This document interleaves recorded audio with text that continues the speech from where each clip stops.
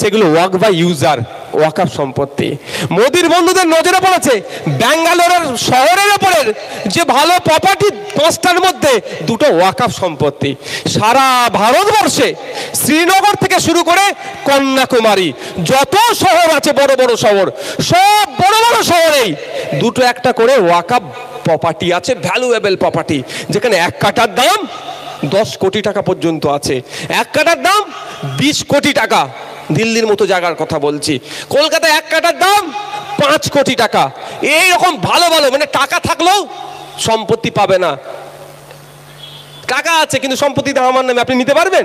আমি বিক্রি করবো না, আপনি আমাকে যতই টাকা দেন না কেন। তা টাকা নিয়ে ঘুরতে হবে, মানে মুখ মাঙি ইনাম, মানে যা চাইবে তাই দিয়ে দেবো রেট, কিন্তু তাও পাচ্ছে না।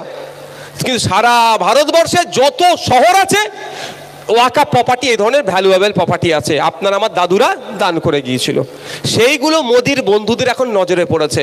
তা বন্ধু বলেছে দিতেই হবে।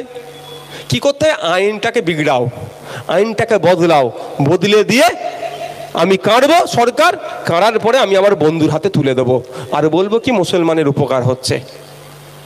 ওয়াক বাই ইউজার আজকের দিনে মোদি বলছে এটা অবৈধ, অর্থাৎ মৌখিক যে সমস্ত দানগুলো হয়েছে সেইগুলো সব কি হবে?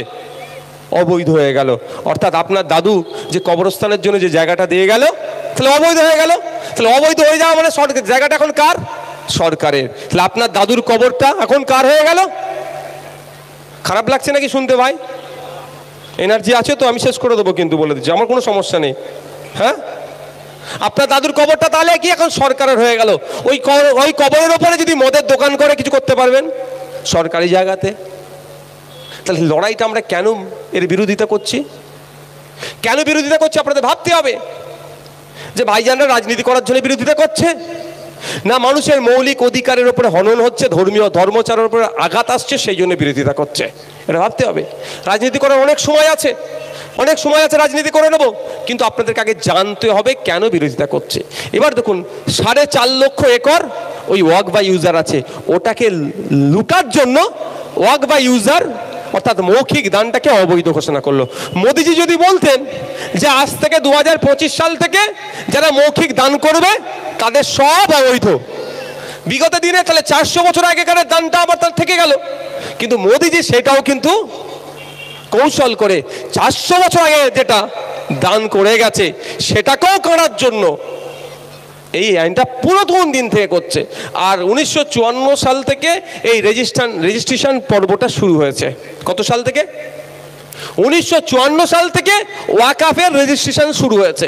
আমি তারপরেও বলছি, কেউ যদি 2000 সালে ওয়াকফ করে যায়, সে ওয়াকফটাও কিন্তু বৈধ, অর্থাৎ ওয়াক বাই ইউজার ভার্বালি মৌখিক অফ করলে ওটাও বৈধ, কারণ ইন্ডিয়ান এভিডেন্স অ্যাক্ট অনুযায়ী মৌখিক দানটা বৈধ। আরো 2-3টে আছে আমার কাগজে লেখা আছে, কাগজ গাড়িতে রয়ে গেছে ভাই, তাড়াহুড়োতে চলে আসছি। তো বিভিন্ন আইন অনুযায়ী মৌখিক দানটাও বৈধ, কিন্তু মোদিজি সেই বৈধ বিষয়গুলোকে অবৈধ ঘোষণা করেছে। এর বিরুদ্ধে আমরা সুপ্রিম কোর্টে মামলা লড়ছি।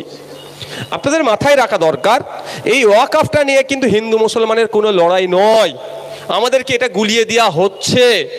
আর ওয়াকফটা যেন শুধু মুসলমানরাই আন্দোলন করবে এরকমও কোনো ব্যাপার নয়। আপনারা বলুন, এই ওয়াকফ নিয়ে পার্লামেন্টে বিল ছিল, আইন হয়েছে, শুধু সংখ্যার জোর দেখিয়ে ওরা আইন করেছে, এর থেকে বেশি কিছু ওদের আর কিচ্ছু নাই।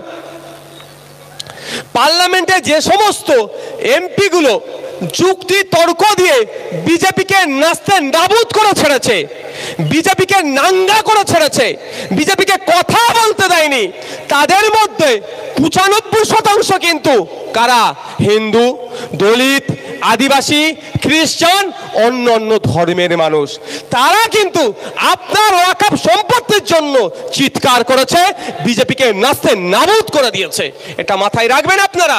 আমাদেরকে গুলিয়ে দেওয়া হচ্ছে, ওয়াকফের আন্দোলন হবে তাকবীর দিয়ে করতে হবে। আরে ভাই বলুন, এই যে নামাজ পড়ে আমরা আসলাম, নামাজের মধ্যে যে কটা তাকবীর দিয়েছি তার বাইরে একটাও কেউ তাকবীর দিয়েছেন?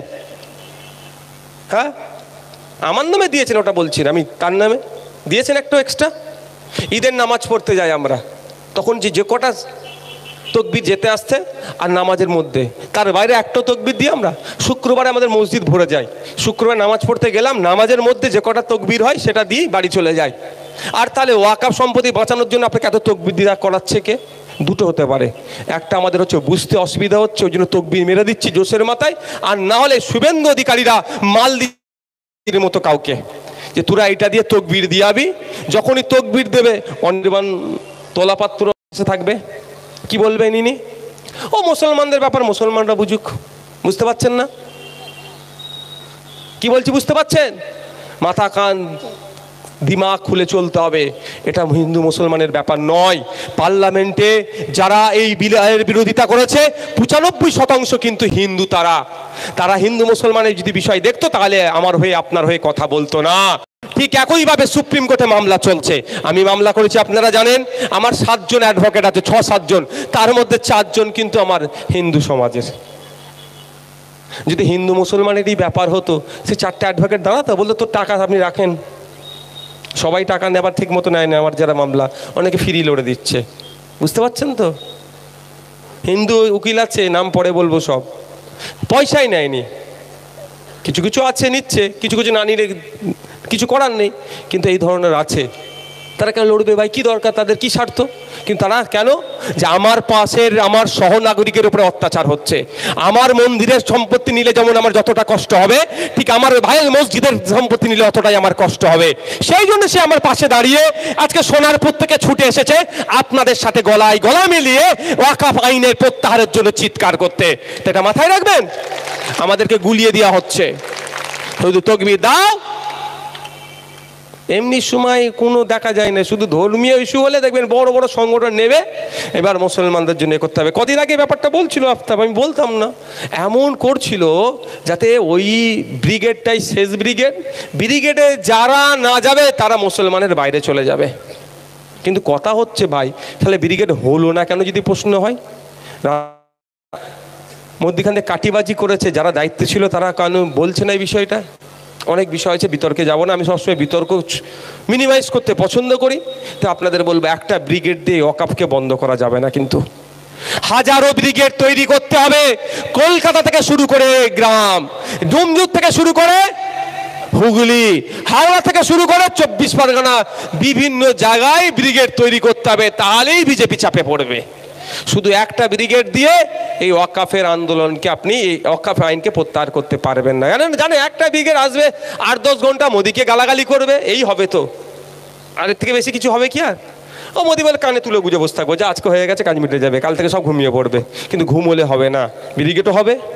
কলকাতায় যারা ব্রিগেড ডাকছে সেখানেও আপনাকে আমাকে যেতে হবে, এবং সাথে সাথে আপনার মহল্লা তো এটাকে জাগ্রত রাখতে হবে, সবসময় এটাকে নিয়ে চর্চা করতে হবে, আন্দোলন করতে হবে, কথা বলতে হবে, তাহলেই বাধ্য হবে মোদিজি